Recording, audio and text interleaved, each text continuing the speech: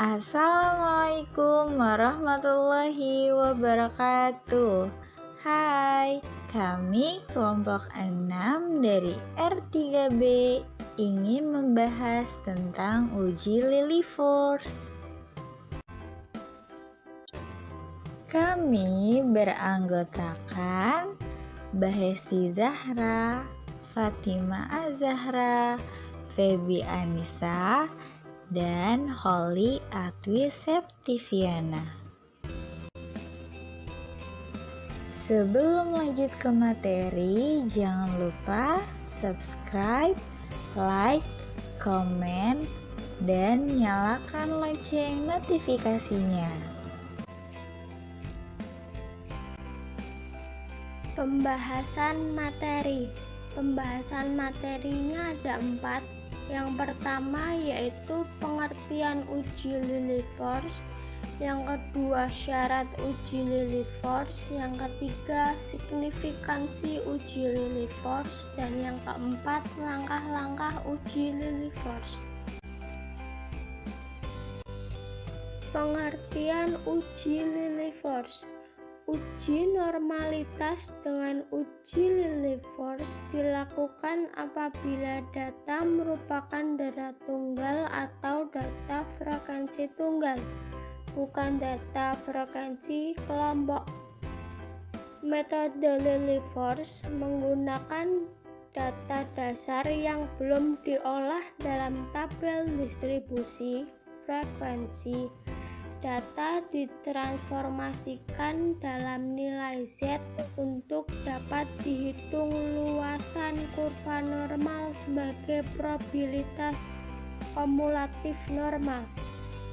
Probabilitas tersebut dicari bedanya dengan probabilitas kumulatif empiris. Beda terbesar dibanding dengan tabel Lily Force. Dan berikut ini ada contoh tabel. Yang pertama itu ada XI, yaitu angka pada data. Yang kedua yaitu ada Z, yaitu transformasi dari angka konotasi pada distribusi normal. Yang ketiga ada Fx, yaitu probabilitas kumulatif normal. Dan yang terakhir ada Sx, yaitu probabilitas kumulatif empiris. Syarat uji Lily Force. Syarat uji Lily Force ada 3. Yang pertama yaitu data berskala interval atau ratio kuantitatif. Yang kedua yaitu data tunggal atau belum dikelompokkan pada tabel distribusi frekuensi. Dan yang ketiga dapat untuk N besar maupun N kecil. Signifikansi uji Lily Force. Signifikansi uji nilai Fx min Sx terbesar dibandingkan dengan nilai tabel Lily Force. Jika nilai Fx min Sx terbesar kurang dari nilai tabel Lily Force, maka HO diterima, HA ditolak. Jika nilai Fx min Sx terbesar lebih dari nilai tabel Lily Force, maka HO ditolak, HA diterima. Langkah uji Lily Force. Yang pertama, menentukan taraf signifikansi atau A. Misalkan pada A sama dengan 5% atau 0,05 dengan hipotesis yang akan diuji. HO yaitu data berdistribusi normal, H1 yaitu data tidak berdistribusi normal. Dengan kriteria pengujian, jika LO sama dengan L hitung kurang dari L tabel, maka HO diterima. Dan jika LO sama dengan L hitung lebih dari L tabel, maka HO ditolak. Yang kedua, A. Data pengamatan Y1, Y2, Y3 sampai dengan YN dijadikan bilangan baku Z1, Z2, Z3 sampai dengan Zn dengan menggunakan rumus SZ.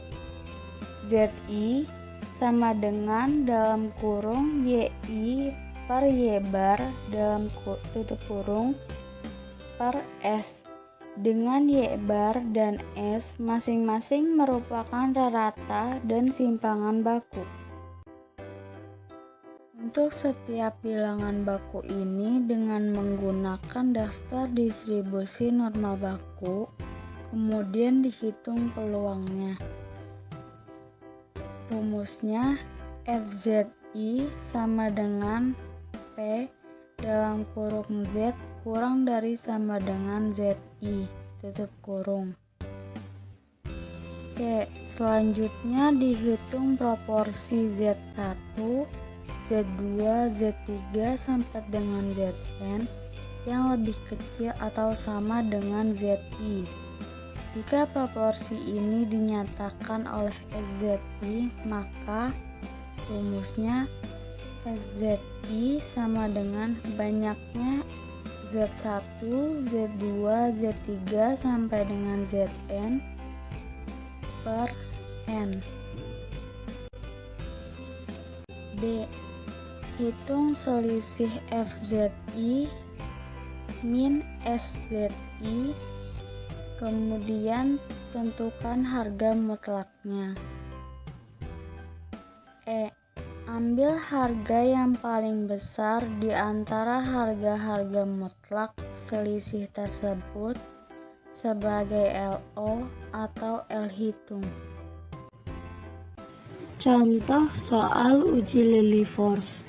Berdasarkan data ujian statistik dari 18 mahasiswa, didapatkan data sebagai berikut: 46, 57, 52, 63, 70, 48, 52, 52, 54, 46, 65, 45, 68, 71, 69, 61, 68. Selidikilah dengan alfa 5%, apakah data tersebut diambil dari populasi yang berdistribusi normal? Penyelesaian rumus Lilliefors. Pertama, dicari hipotesis Lilliefors. H0 populasi nilai ujian statistik berdistribusi normal. H1 populasi nilai ujian statistik tidak berdistribusi normal. Nilai krisis Lilliefors-nya 5% sama dengan 0,05. Kemudian dibuat tabel. Kolom XI diisi dengan data yang sudah diurutkan dari yang terkecil sampai yang terbesar. Kolom Z diisi dengan XI min X bar per SD. Kolom Fx, apabila Z negatif, maka Fx sama dengan 0,5 dikurangi Z tabel. Apabila Z positif, maka Fx sama dengan 0,5 ditambah Z tabel. Kolom Sx diisi dengan data ke I per N. Data pertama dibagi 18 sama dengan 0,0556. Kolom Fx min Sx mutlak diisi dengan pengurangan Fx dan Sx di kolom sebelumnya. Nilai Fx min Sx mutlak tertinggi sebagai angka penguji normalitas yaitu 0,1469. Nilai kuantil penguji Lilliefors dengan alfa 0,05 dan N18 yaitu 0,2000 dilihat dari tabel Lilliefors pada lampiran. Daerah penolakan Lilliefors menggunakan rumus 0,1469 mutlak lebih kecil daripada 0,2000 mutlak, berarti HO diterima, HA ditolak. Kesimpulannya, populasi nilai ujian statistik berdistribusi normal. Setelah kalian menyimak video yang telah kami sampaikan, kami menyediakan soal latihan loh. Jangan lupa dikerjakan ya. Selamat mengerjakan. Sekian penjelasan dari kelompok kami. Mohon maaf jika ada kesalahan ataupun kekurangan. Dan terima kasih telah menyimak video kami.